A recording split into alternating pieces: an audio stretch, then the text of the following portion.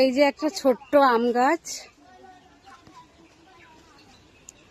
তার মধ্যে কোথাও আম হয়নি, একটা আম হয়েছে। ওই যে